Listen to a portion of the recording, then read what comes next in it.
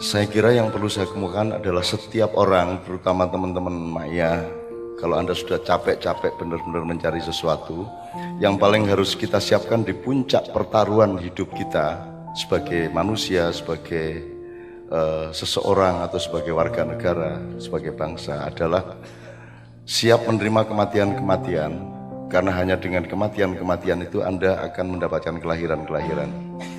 Anda harus berani tidak makan untuk berhari raya, kan begitu kan? Anda harus berani puasa untuk mendapatkan hari raya. Jadi hidup itu Anda harus tahu kapan harus menghancurkan sesuatu di dalam diri Anda. Dalam bahasa Arab ada kata tahluka dalam Al-Quran. Tahluka itu artinya kebinasaan. Jadi manusia harus mengerti kapan dia harus membinasakan sesuatu yang ada di dalam dirinya, sesuatu yang harus dia binasakan. Yang gampangnya ya misalnya angkara murka, amarah, lawamah gitu-gitu ya. Atau egoisme, ide-ide untuk tidak nasionalis, perilaku-perilaku yang merugikan orang lain dan seterusnya. Ini sangat sensitif untuk 2 bulan ke depan ini. Kita sebut tahluka, kalau bahasa Jawanya ruatan. Ruatan itu kalau dimaknai di kedalamannya itu sama dengan tahluka atau bu'dan, artinya penghancuran. Kalau pemanaan gampangnya gini, Anda harus rela kehilangan beras untuk mendapatkan nasi, ngerti ya? Kalau Anda mempertahankan beras, Anda tidak akan pernah makan nasi. Maka berasnya harus direlakan agar menjadi nasi. Nah, kebanyakan orang tidak mau merubah dirinya, sehingga tidak mendapatkan buah-buah berikutnya, kan begitu. Nah, teman-teman sekalian,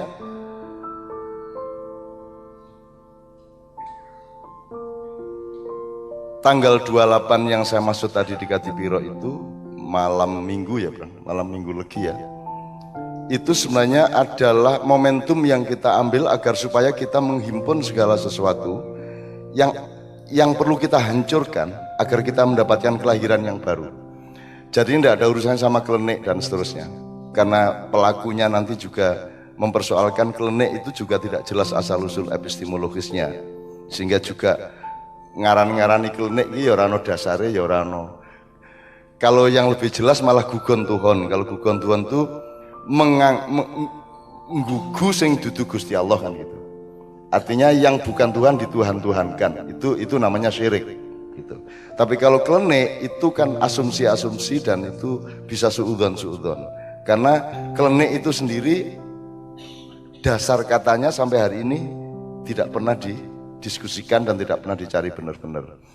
Nah, teman-teman sekalian, saya ingin kita semua, karena Anda ini sudah benar-benar dihimpun oleh Tuhan, dipilih oleh Tuhan untuk menjadi orang yang akan mencari sesuatu, dan oleh karena itu Anda dititipi sesuatu di masa depan.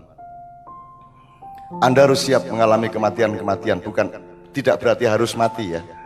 Mengalami kematian itu kudu ono sing pancen kudu kok buak, kudu kok pateni ben kue entuk urip sing anyar. Kalau kata para filosof, kita siap mati setiap detik, kemudian lahir setiap detik, kan begitu. Nah, itu yang disebut ruwatan. Nek cara gampangane ruwatan ki yo ojo njur itu bukan urusan kebatinan, bukan urusan kejawen. Itu ngene lho, nek ruwatan ki nek kowe arep pengajian nganggo sound system lah. Masa ora nganggo sound system. Nek kowe arep nang kantor yang nganggo sepatu lah, nganggo dasi kan gitu kan. Itu yang namanya ruwatan sebenarnya, bahwa Anda harus melakukan sesuatu pada momentum tertentu setepat-tepatnya. Saya berharap kalaupun Tuhan nanti akan